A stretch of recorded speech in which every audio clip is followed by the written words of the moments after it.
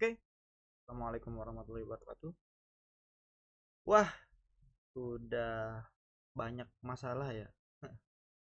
Enggak. Begini, jadi ada yang bertanya, Bang EM, sekarang dengan KBLI tahun 2025, itu kan ada perubahan. Nah, jadi ada beberapa KBLI yang dirubah, yang dulunya service provider kemudian menjadi KBLI baru ya. Jadi kodenya terbaru. Tapi sebelum membahas itu kita bahas apa dasarnya dulu ya. Jadi semenjak ada aturan baru di OSS namanya regulasi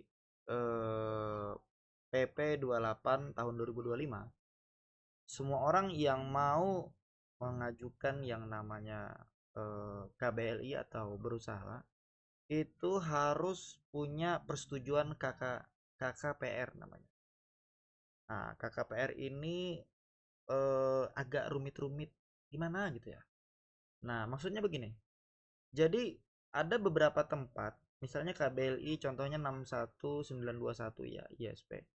Jika dia RTDR-nya tata ruangnya itu tersedia, ya itu mudah lah. Itu bisa bisa proses penilaiannya secara otomatis itu bisa mudah. Akan tetapi kalau daerahnya atau usaha teman-teman itu tidak termasuk dalam apa kegiatan apa KKPR tadi. Nah, maka dia harus persetujuannya manual. Nah, tentu jika manual itu harus disurvei oleh tim tim pertanahan terdekat dulu. Misalnya di daerah itu ada yang namanya apa ya? Sebutannya saya lupa. Kalau di kabupaten itu namanya kan, urusan pertanahan ya atau ATR namanya. Nah, itu harus di survei manual. Nah, jadi kasusnya ini saya sekedar sharing sama teman-teman. Teman saya itu dia pengen waktu itu sudah selesai ujian dari Komdigi ya. Nah, kemudian KBLI-nya itu bermasalah. Nah, untuk mendapatkan persetujuan PKKPR itu dia harus manual karena RTDR-nya itu tidak tersedia di kabupaten tersebut. Nah, dia cobalah untuk mengajukan itu dengan cara yang manual di DPT SMP terdekat. Nah, setelah dia mengajukan manual, kemudian disurvei dan ini hasilnya ya, ini saya screenshot aja nih. Apa contohnya? Jadi sudah disurvei oleh pertanahan. Nah, artinya udah ready nih. Ternyata setelah ini diurus manual dan mendapatkan hasil dari ATR juga error juga tidak tidak langsung diterima ya. Errornya di mana ya? Kemarin saya lihat ini namanya nih, kalau kita lihat itu, nah tuh ada lagi namanya pelaku usaha wajib menunjukkan lokasi usaha yang dimohon pada saat peninjauan lapangan yang dilakukan. Ya kita ngerti lah ya, ada biaya transportasi, akomodasi, konsumsi dibebankan kepada pelaku usaha. Nah, intinya saya nggak mau ceritain ini lah ya, intinya sudah selesai lah apa survei tadi. Alhasil juga tidak terbit KBLI-nya. Artinya tidak bisa melakukan pemenuhan persyaratan.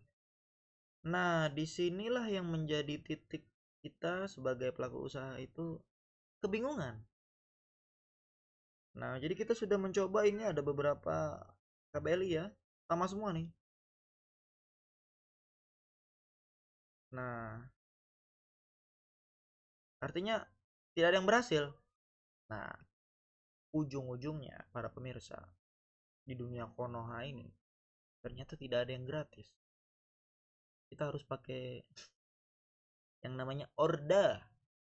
Nah, Orda itu saya buat, tapi saya nggak ngasih linknya ya kepada teman-teman.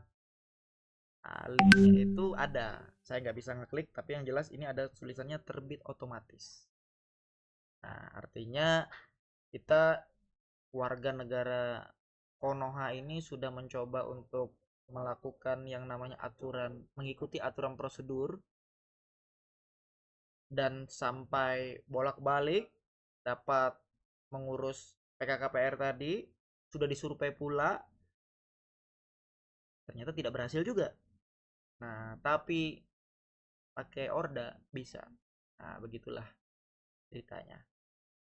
Jadi yang saya tekankan di sini bukan untuk mengajari teman-teman pakai Orda ya. Maksudnya adalah kita sudah mengikuti prosedur gitu. Untuk mengikuti jalur yang mestinya. Ternyata ya nggak tembus. Nah, akhirnya kebingungan, ujung-ujungnya ya kayak jalur ninja namanya. Jadi bagi teman-teman yang uh, merasakan hal yang sama, ya nasib aja lagi lah ya. Oke, itu saja sharingnya. Semoga ada perubahan di OSS ini menjadi lebih baik. Ini saja. Nanti kita share juga ya. Selanjutnya kita membahas apa saja KBLI yang dirubah untuk tahun 2025, 2026 ini. Nah, nanti kita akan bahas di sesi video selanjutnya. Terima kasih sudah menonton. Assalamualaikum warahmatullahi wabarakatuh.